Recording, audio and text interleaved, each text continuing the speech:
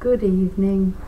I'm still waiting for some more uploading to happen, so I'll get in one more Prayers of Life by Father MICHEL, QUOIST, a wonderful French priest. May you rest in peace, and please pray for us, especially me reading your lovely prayers and poems. This one is interesting. The title alone, Temptation. When a Christian has chosen to live for God and for others, the devil is not pleased. At certain times, the din of temptation, covered for a while by the song of love, returns more strident than ever.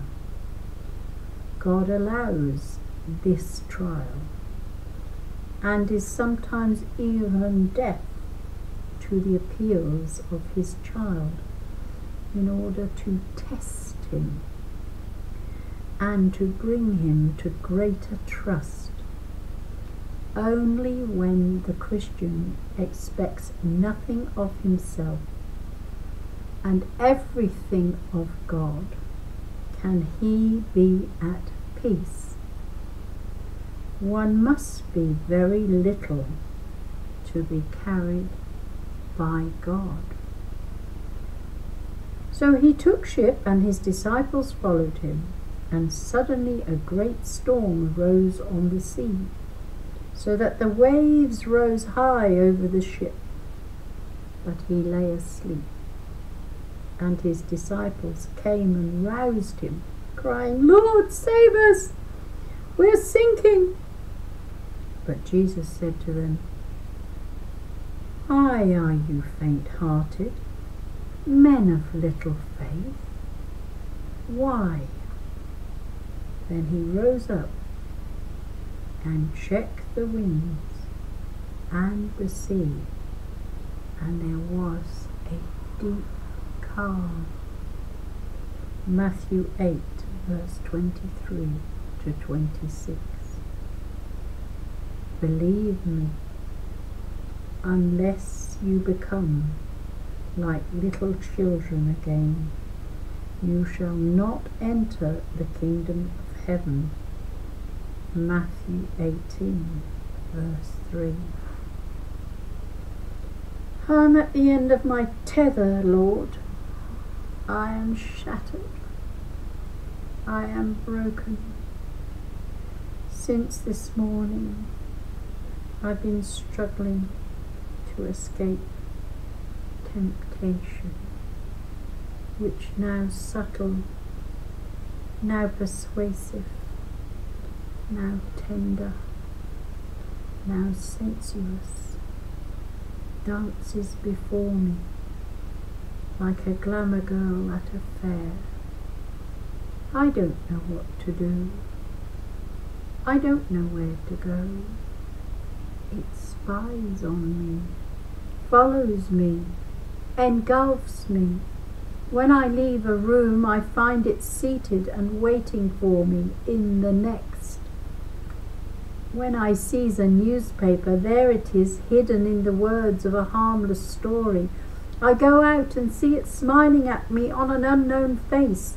I turn away and look at the wall, and it leaps at me from a poster. I return to work to find it dozing on my files, and when I gather my papers, it awakens. In despair, I take my poor head in my hands. I shut my eyes to see nothing, but I discover that it is more alive than ever, comfortably settled within me, for it has broken my door open. It has slipped into my body, my veins, to the very tips of my fingers. It has seeped into the crevices of my memory, and it sings into the ear of my imagination. It plays on my nerves as on the strings of a guitar. I don't know where I stand, Lord.